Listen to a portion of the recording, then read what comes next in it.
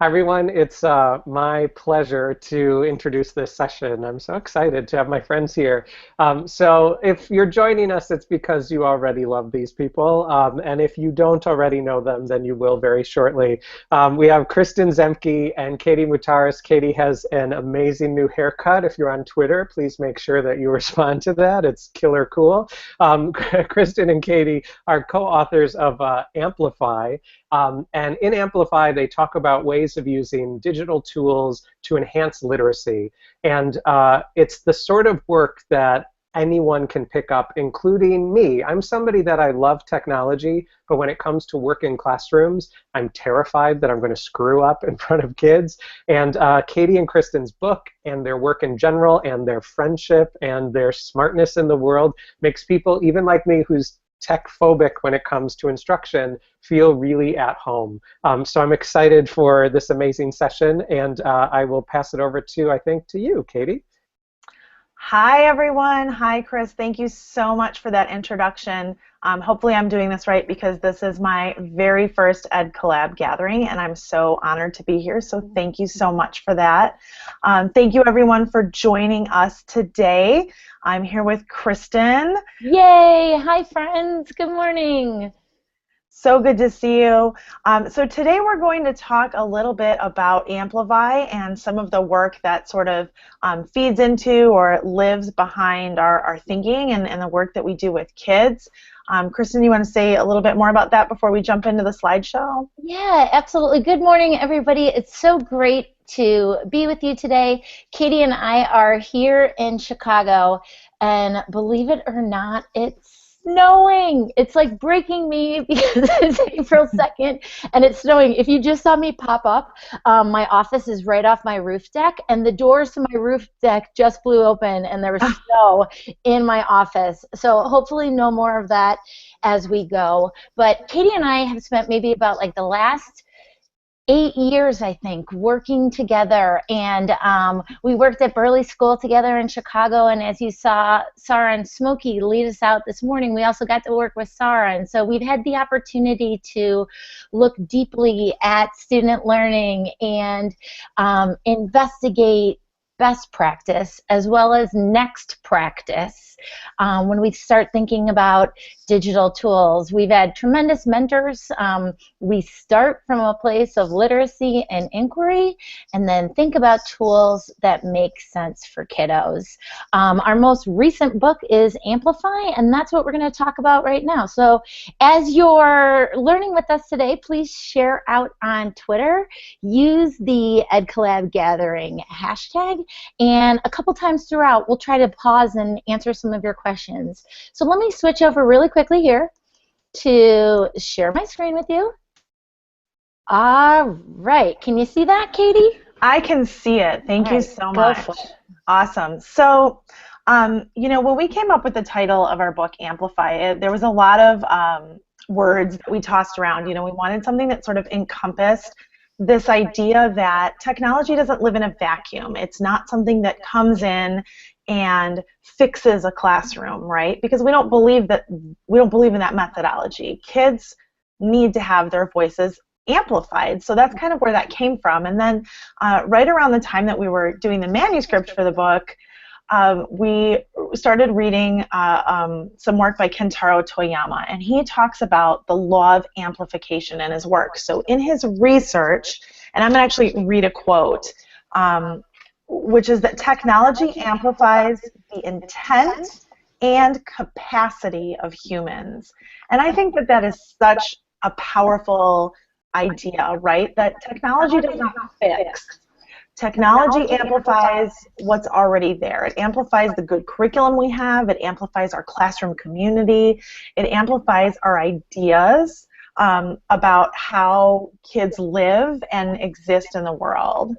And I think it goes back to those ideas of best practice. You know, just because we have new tools in front of us doesn't mean we let our brain fall out on the sidewalk and abandon collaboration, independence, communication, response, volume, choice, all of those things still hold true, even as the tools we use change with kiddos.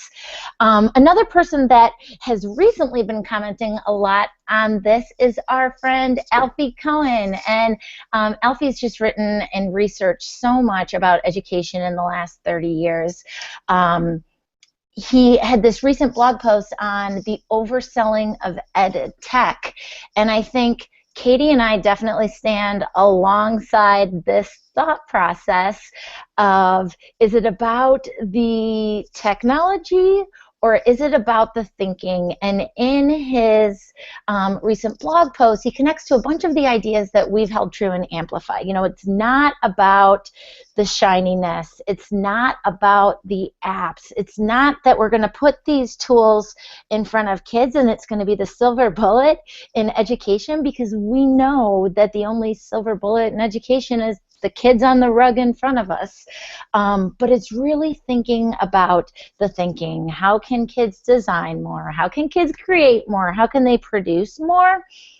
And making sure that we look for technology to shift that learning piece away from being teacher-centered, right? Like if we were just standing next to a board in front of the room and the grown-up's the only one touching it, that doesn't change the conditions for learning.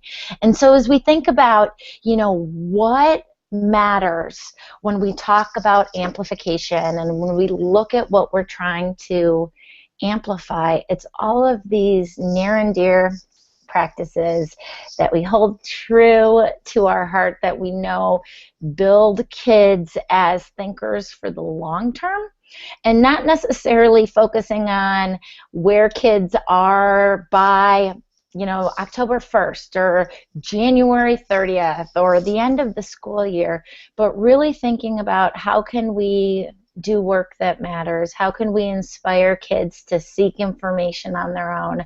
How can we involve them in their learning so that they enter a cycle of thinking and learning that doesn't necessarily stop? Katie, you want to add on to that? Yeah, I do, and maybe just sort of look at that idea of personalized. You know, we don't mean personalized as it's being used by a lot of big companies. We mean personalized comes from kids. It's very personal. It comes from their heart. You know, it's kind of like how eggs can say that they're natural or organic or cage-free, but they're not, you know, its hens aren't roaming in a utopia field somewhere. Like that word has a lot of different meaning out there. So the way we use the word personalized means coming from kids, coming from their heart, and I think that's important to clarify. Absolutely, and I think that gets us back to this big piece of why. And Katie, can you see that? Oh. I can see you. Oh, okay. Hold on just a second. I see your beautiful smiling face. Oh, well, thank you very much. Now, let's try that again. Now I see me. Okay. There we go. Can you see that?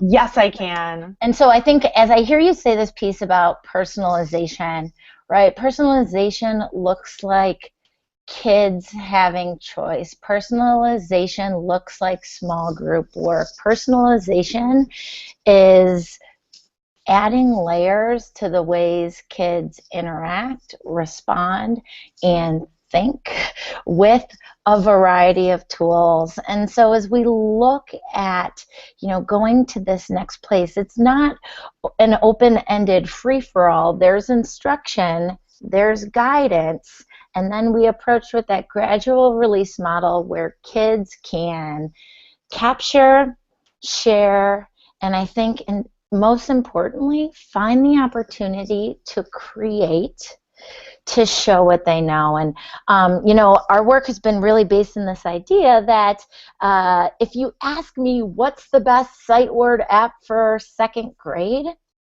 my response will be that I don't know, because I really don't know what that tool is, because instead of using it for more closed-ended practices, we're looking at this infinite piece. How can kids generate? How can they iterate? And how can they enter that learning. I might have students that need some word study work, but we're going to look for ways that kids are responding and really thinking across the day. And so as we go forward, we've talked a lot about what are the tools that kids need to show what they know. And Katie, maybe do you want to talk about this a bit?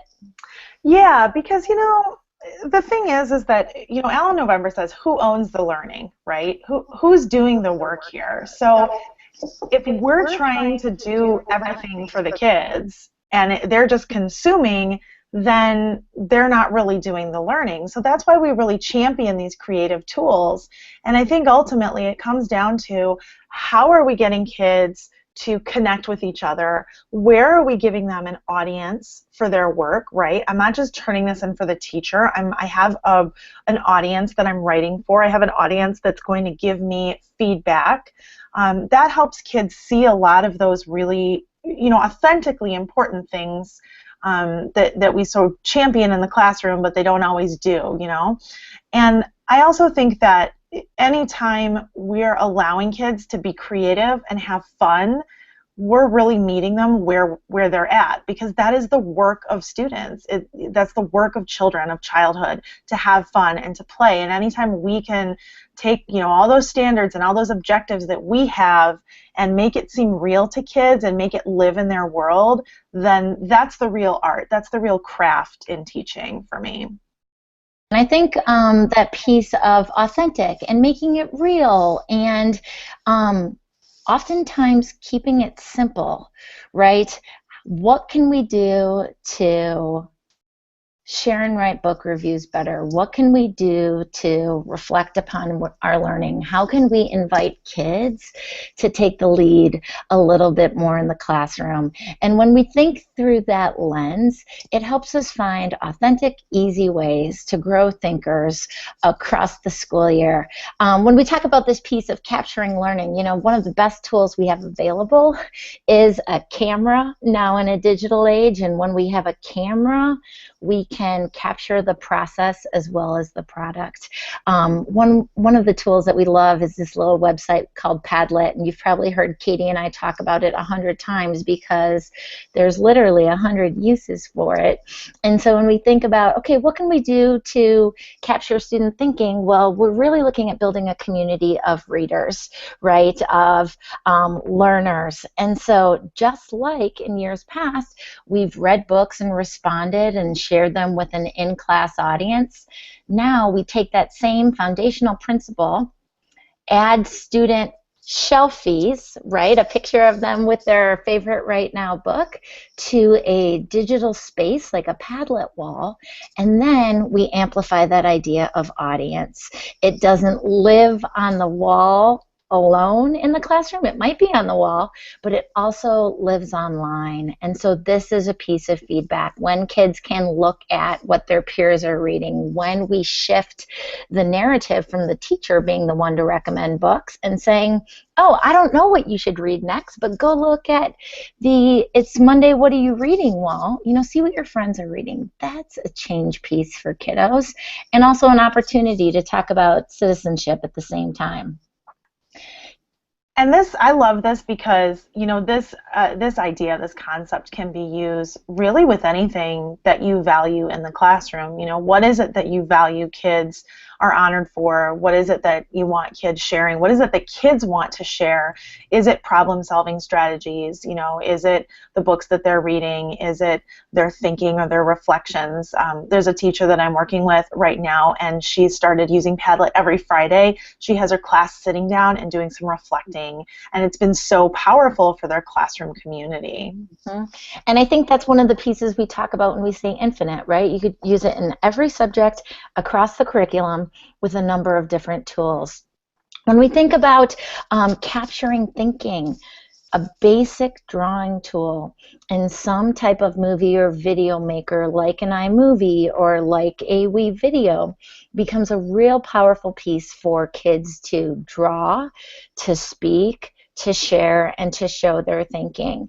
The kindergarten students that I worked with last year did a project where they wrote 6-word stories, and it was all a reflection on what school meant to them. 3 simple drawings, drop it into an iMovie, and narrate it.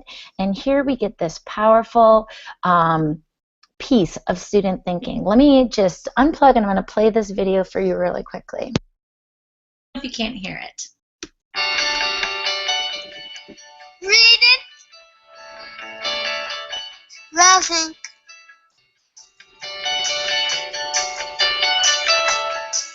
thinking. This is cool.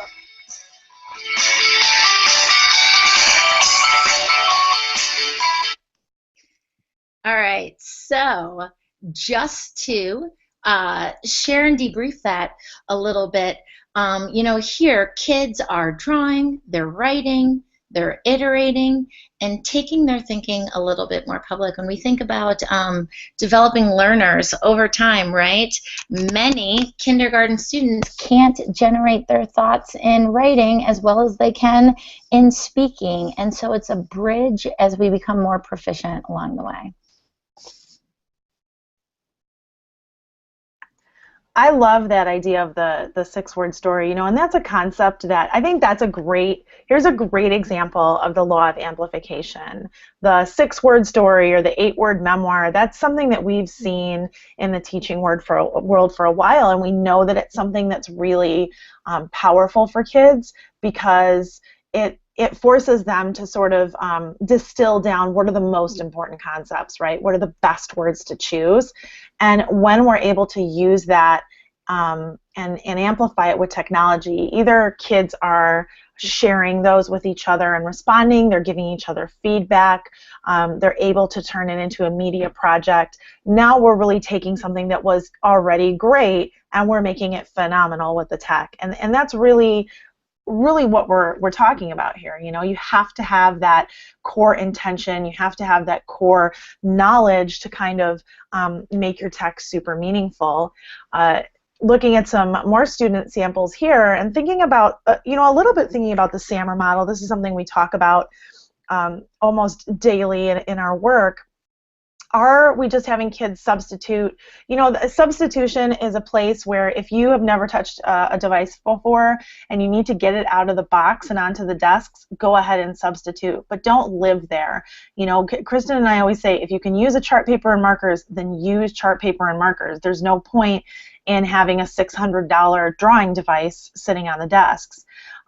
So we think about, you know, how does technology improve the functionality? How is it going to do more? On the left, you have a student's work where she was combining visuals with some thinking, and really that piece is, it's a little bit substitution when you look at it at its core, but when she's able to then share that digitally on a blog where she does her thinking consistently during the year, and she's able to write about it and articulate her thinking, and then get feedback and comments from her classmates, and then that leads to a discussion, you can see how it kind of starts to build on itself a little bit, which I think is one of the really powerful pieces of tech.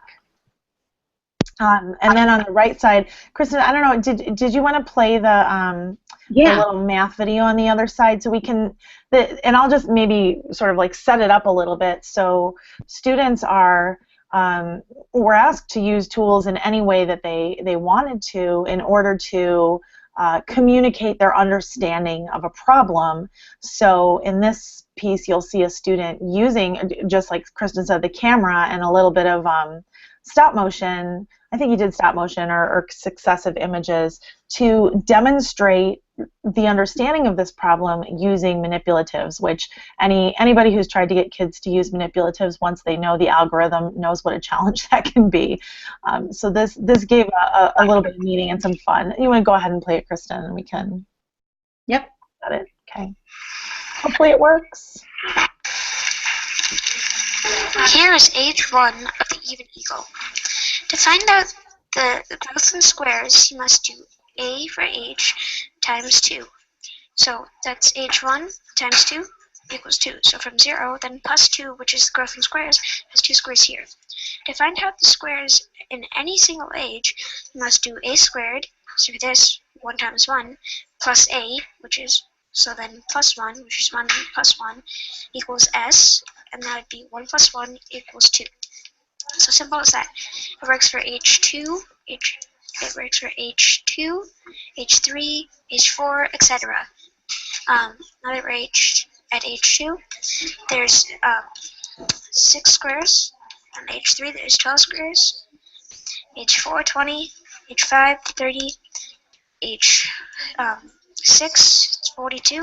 H7, 56. And H8, 72.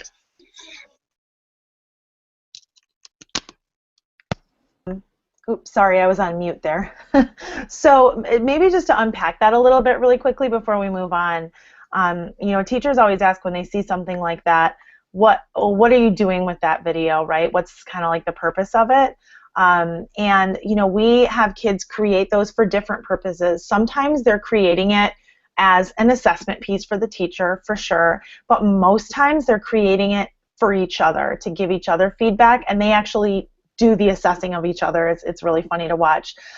They also will make instructional videos for their classmates, and we'll put them on QR codes, and we'll tape those QR codes to anchor charts. Mm-hmm. So if a student's in math and they're looking to solve a problem, you know, if they're stuck, they don't need to wait for me in order to get that assistance they're looking for. They can get assistance from a classmate in the moment when they need it. And the cool thing is, a lot of times the kids, we know this, the kids can sometimes explain something so much more clearly than we can because they've just lived it, they've just learned it, so they understand it from a learner perspective.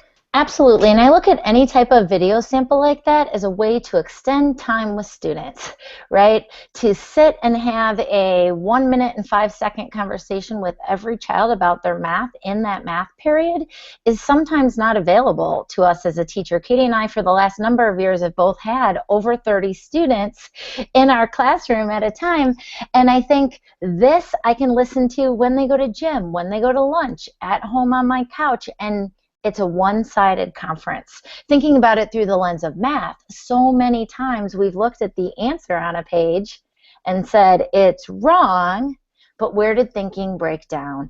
And so when we have video, when we have audio, it's again that layering of thinking that is the feedback we as educators use to teach that kid tomorrow. You know, this is responsive teaching, I think, at the core.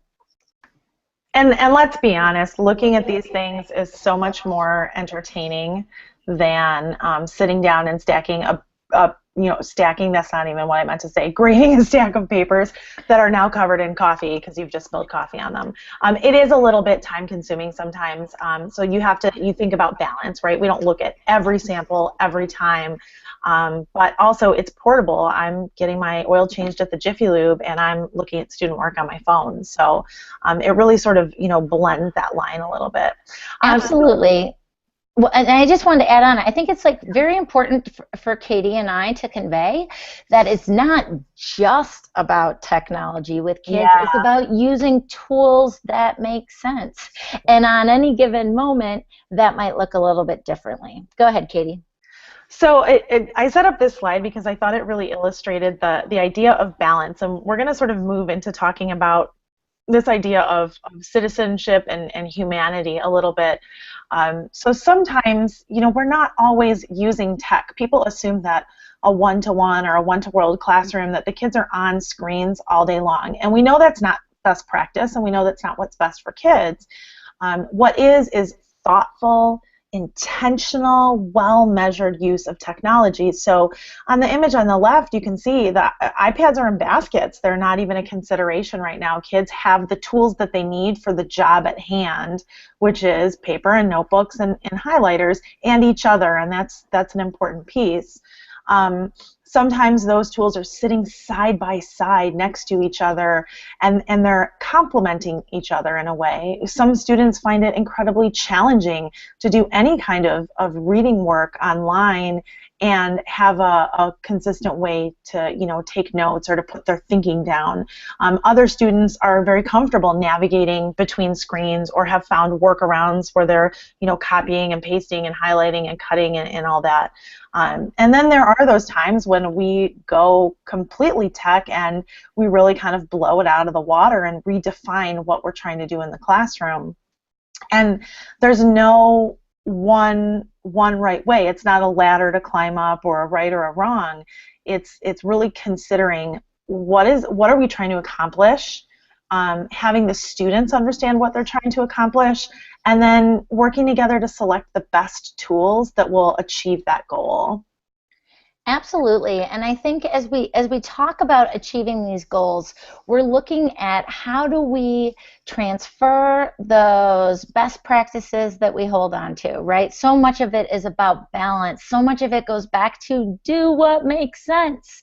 And so when we think about those next practices, you know, forever and ever, we've investigated images and done visual literacy practices with kids. And if we look at standards, whether you're talking about PYP or Common Core, there's a lot to how do you interpret, how do you understand, how do you read visual literacy. And now, in a digital age, we're taking that idea of visual literacy and expanding it with media literacy as we explicitly teach kids to read the world.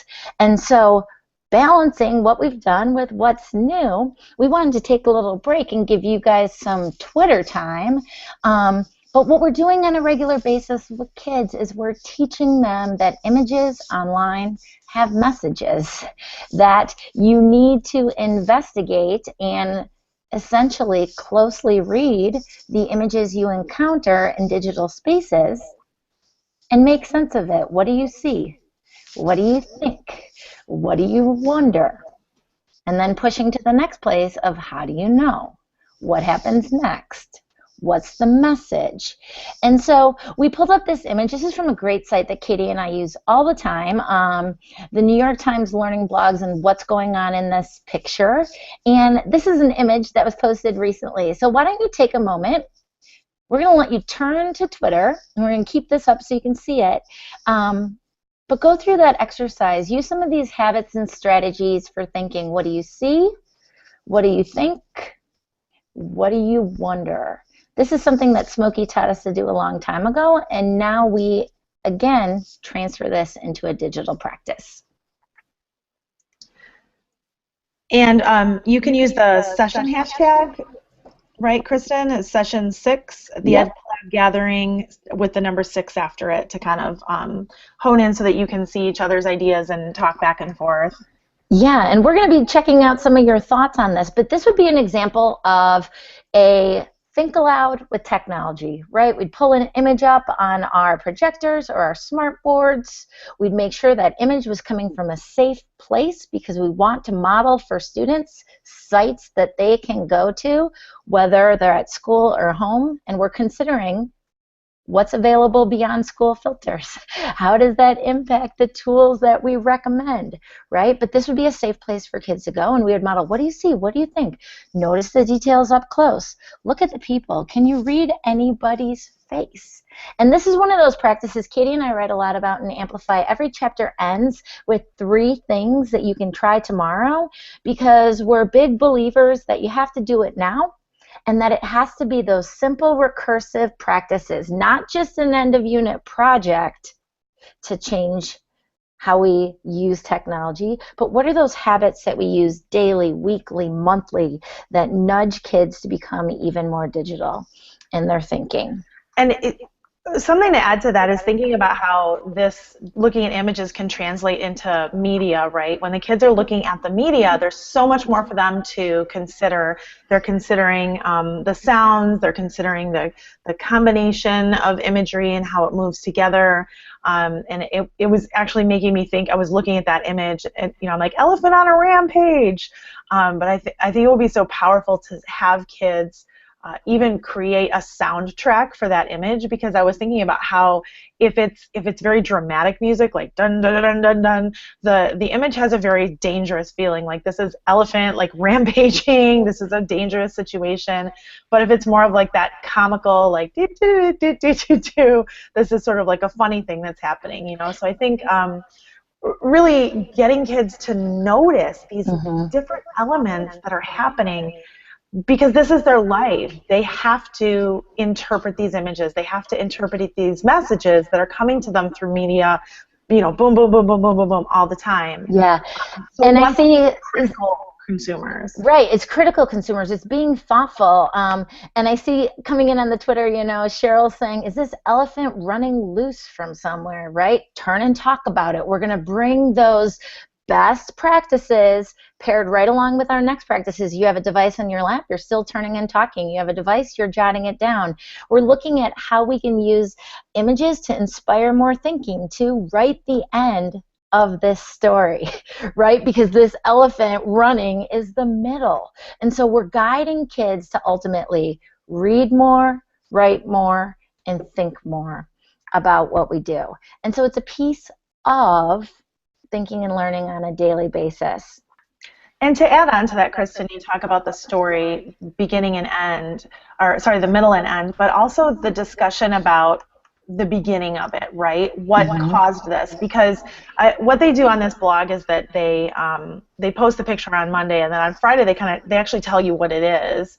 And so in this case, it is an elephant. I'll let the cat out of the bag, or the elephant out of the bag, so to speak. It's a big bag. Yeah. It is an elephant that's come into a populated area, and it is kind of on a rampage. So now you start to see this sort of cross-cutting idea across the curriculum, where you've gotten into a discussion about, you know, human populations going into areas where animals are populated, and how that shift is affecting the animals, and you know, maybe bringing in other images where there's like bears in someone's backyard sitting in their hammock, you know, eating a sandwich. I don't know. So really, there's a lot that can come from this. There's a lot that can stem from this. It's inquiry, it's thinking, it's talking, it's writing.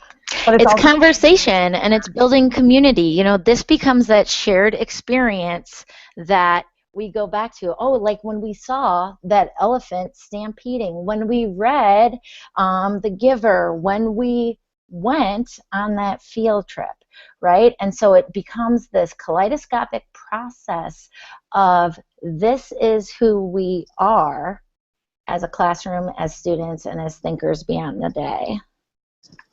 Absolutely, and it comes down to creating your history together, your shared history. You know, a classroom becomes like a family, ideally, and you're able to create that safe learning space for kids when you bring your heart, when you value their hearts, and you really do value it as a community. Because if you're thinking about this idea, you know, we talk so much about digital citizenship, but really it's about citizenship. And so if we want kids to communicate in a productive and collaborative and kind way on a digital tool, they have to know how to do that in the real world, face to face. Yeah, +1 to that.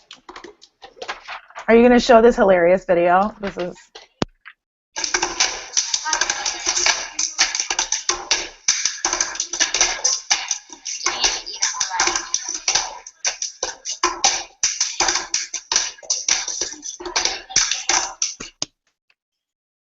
That's our Katie Mutaris with Katie Mutaris mad skills right there. I have to tell you that I'm going to tell you really quick because we're going to run out of time.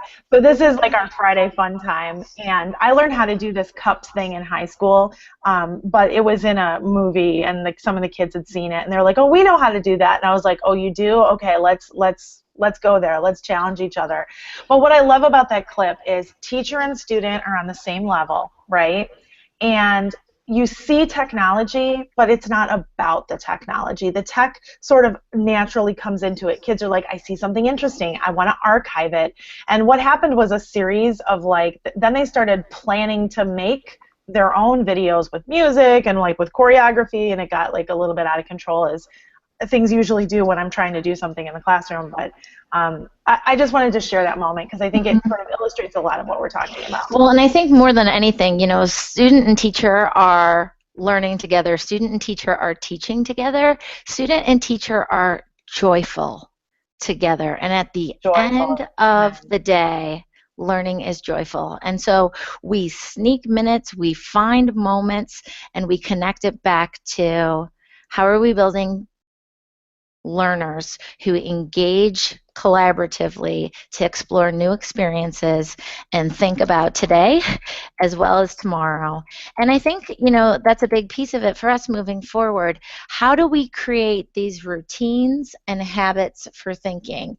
It's not what new app will I teach today. It's not what website will we visit. It's not about kids taking assessments online, but it's about generating and creating pathways for thinking. It's about building audience and giving kids new opportunities.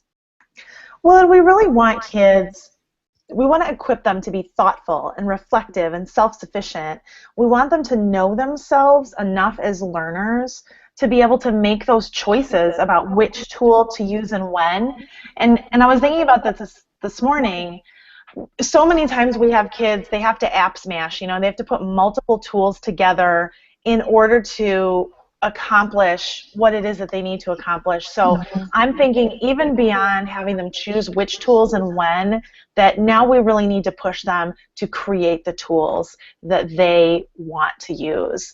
And that's really the next generation, right? That's where it's coming from. It's like, here's the apps, here's the tools, but you know what?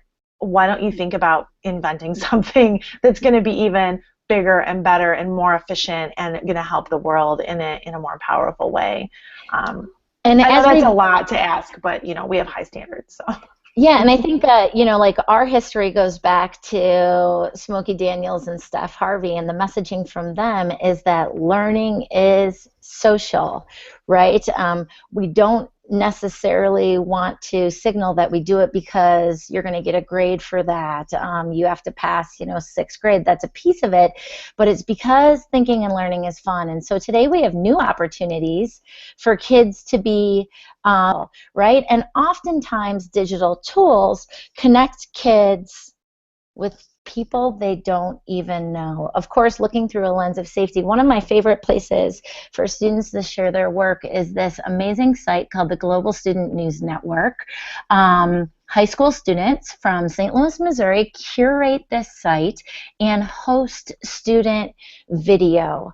And so each month there's a theme, but you can post a number of videos at any point in time. And this is that space and that place where kids know their thinking matters, where they can see it in a larger context and understand that what they do in this small, tiny school in Chicago in this kindergarten, 5th grade, 12th grade classroom matters. And so that this is school video that I shared earlier in our session today, my students posted that to the Global Student News Network and ended up getting a lot of feedback. And as their video was hosted, you can see it right here on the site, I invited one of the little kids to come see it online for the first time. And this is what that process looks like. Us that oh wait Malay and me, but we can't see Malay's face. Read it. Laughing. Yeah. Thinking. This is school.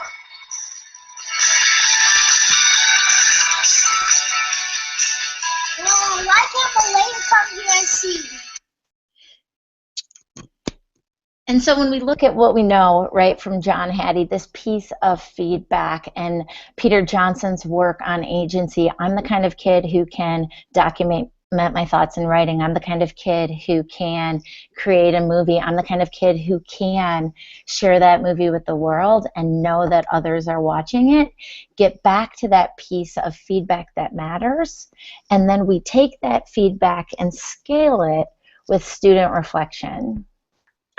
I love that video, Kristen, because it just makes me realize, you know, what is it that we want from kids? What is the purpose of them going to school? Is the purpose of them getting a higher and higher number on a standardized test? Or is the purpose for them to come and be happy and lead their best life? I sound like Oprah right now. Lead your best life. You get an iPad. But it's true. You know, we are charged with helping grow little human beings. So what is it that we're doing to them? We have to transmit our values about what we believe and think. And if we can jump to that reflection slide really quick, I think that you know, this student, this was from a reflection that he did, and you can see it's in a meme format. I actually did a blog post on the website about memes and reflecting and things. And his reflection was, I did things I never thought I could do before. I stopped being an I can't kid, and I started being like an I can or I can't yet kid. And it turned out that soon kids were coming to him for assistance. So that's really empowering when a kid is a specialist, when a kid has that ownership of who they are in the classroom. It changes their identity in the classroom, right? To someone who just shows up, from someone who shows up to someone who is a major player in the classroom and is valued, and that's so important. Absolutely, and I think, you know, when we think about this piece of reflection, technology changes how we capture and makes thinking visible and gives kids a concrete artifact that lives on even after the unit ends. Even after we take the charts and the murals off the wall, there's this piece that endures. And I hope that if you start to do one thing with technology, it's really about capturing what kids are doing, as simple as pulling your smartphone out of your pocket and taking some photos. But we wanted to end up today with a little bit more Twitter time and invite you guys to engage in this next practice of micro-writing. And Katie and I have written a lot about this and have some new things coming out on it.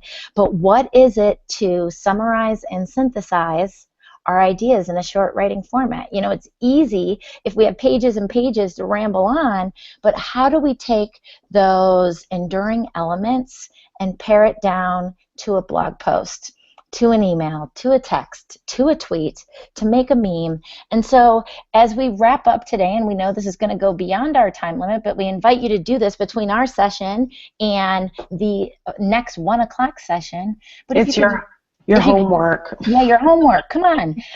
No, if you could just take a couple minutes and think about your learning today.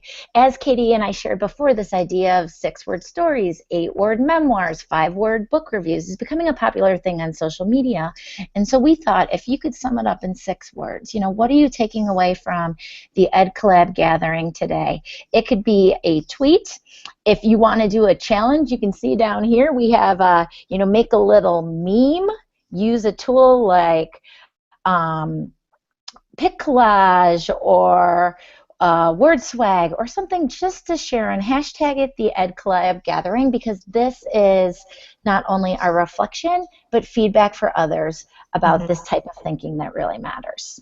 Absolutely. And Canva is another one that I like, that's free, so you can use that. Great. I'm just seeing a couple of tweets come in. It looks like Laura wanted to know, how do we create the routines and habits of thinking?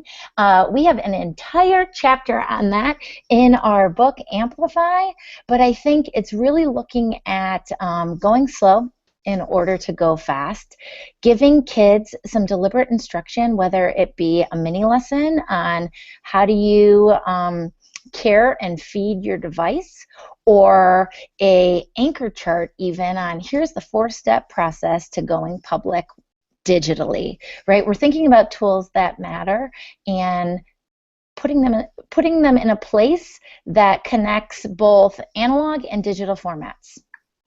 I love that phrase, tools that matter, and that connects with instruction that matters, learning that matters, and those things hand in hand are the most powerful things that you can be doing in your classroom right now. Perfect. Well, and I think that's pretty much a wrap. Katie and I are going to post a couple more things to Twitter today. But Katie, final thoughts? Final thoughts. Thank you so much for coming. Thank you for joining us. Please, if you have questions, tweet us. We'd love to connect and collaborate with you. You know, we don't have all the answers. We're still figuring a lot of this stuff out ourselves most days. So, you know, those connections are what makes us great. Yeah, and I think to add on, if I can add on to that, please check out our blog, amplifyteaching.com. We have a podcast, Amplify Teaching, on iTunes and Google Play. And as Katie said, we are always available on Twitter. I think if you take away from today that it is powerful practices that change thinkers, and that it's not about the technology. It's ultimately about what we do with it and how we can amplify pedagogy to impact kids on a daily basis. So Absolutely. Thanks for joining us. If you're in the Midwest and it's snowing, stay warm. We're so happy to be here with you today, and thank you for making our learning lives joyful. Thank you so much, everyone. Bye. All right, thank you, Katie and Kristen, for that, for those excellent tips and strategies on using technology in the classroom. For those of you who are still with us, I'd like you to take a look at what's coming up. Do stay with us, because our next session we will have Chris Lehman talking about just what the Ed Collab does and all kinds of professional development you can do through the Ed Collab gathering. Workshop number 12 is Amy Rasmussen and Shana Karnas talking about choice as the keynote in the secondary English classroom. We have Mary Howard and Linda Hoyt talking about maximizing deep thinking and reflection through independent reading and read aloud. That's workshop number 11. And workshop number 13 is by Rebecca Rufo-Teeper and Rachel Vallon, talking about the Institute of Play Quest to Learn. Awesome. So I hope you do stay with us. They look like great presentations. Do stay with us. And a big shout out to Carolyn for our tech support, coming to us all the way from Kuwait today to run these Hangouts for us. She is in my Ed Collab think tank with Catherine Hale, and we have just had a wonderful time learning. So if you feel like the gathering has been helpful and a push for you, look for some of those Ed Collab think tanks for next year. And also remember to make a donation if you're being inspired today. Doctors Without Borders is our charity for the day. Awesome. All right. That's right. And the think tank that Kristen is talking about, I think Chris is going to mention it, so stay tuned to workshop number 10. Chris will talk all about professional development through the Ed Collab gathering. All right. Thanks, guys. Bye, everybody. Bye.